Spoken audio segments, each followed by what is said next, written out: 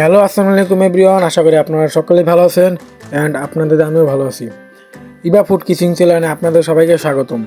আবার আপনাদের মাঝে হাজির হলাম নতুন একটি রেসিপি নিয়ে। তা হলো মজাদার পটেটো চিপসের পাকোড়া। আপনারা ভাবছেন পটেটো চিপসের পাকোড়া আবার কিভাবে বানায়? তাহলে ভিডিওটি শেষ পর্যন্ত দেখতে থাকেন।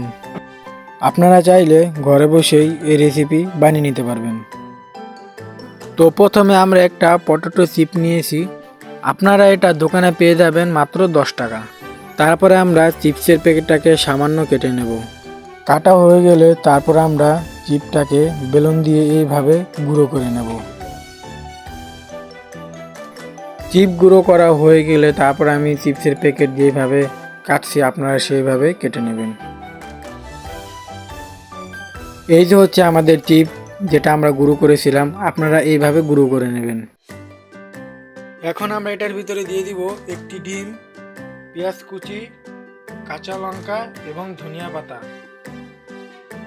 আমরা এটার ভিতরে দিয়ে দেব পেঁয়াজ কুচি, তারপরে আমরা দিয়ে দিব কাঁচা লঙ্কা, তারপরে আমরা দিয়ে দিব ধনিয়া পাতা কুচি, তারপরে দিয়ে দিলাম একটি ডিম,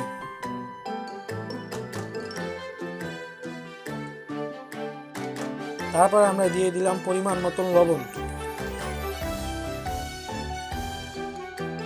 এখন আমরা এটাকে ভালো করে মিক্স করে নেব।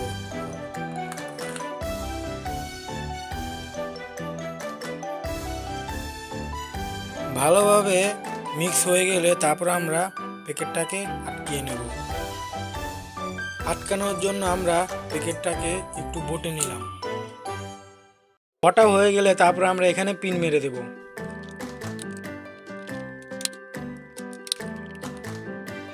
এখন আমরা এটাকে সিদ্ধ করে নেব। সিদ্ধ করার জন্য আমরা কড়াইতে দিয়ে দিলাম পরিমাণ মতন পানি। এখন আমরা এটাকে ভালো করে সিদ্ধ করে নেব। পানি হালকা গরম হয়ে গেলে তারপর আমরা চিপসের প্যাকেটটা দিয়ে দেব।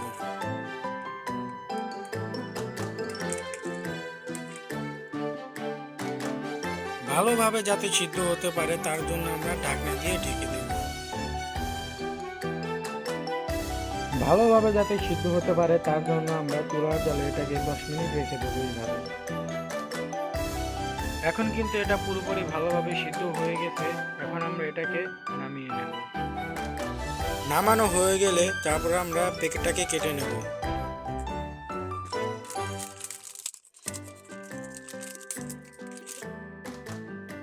এখন আপনারা দেখতেই পাচ্ছেন আমাদের চিপসের পাকোড়াটা কত সুন্দর হয়েছে। আপনারা চাইলে আমার এই রেসিপিটি ফলো করতে পারেন। আপনারা চাইলে অল্প সময়ে সহজ পদ্ধতিতে এই রেসিপি ঘরে বসে বানিয়ে নিতে পারবেন।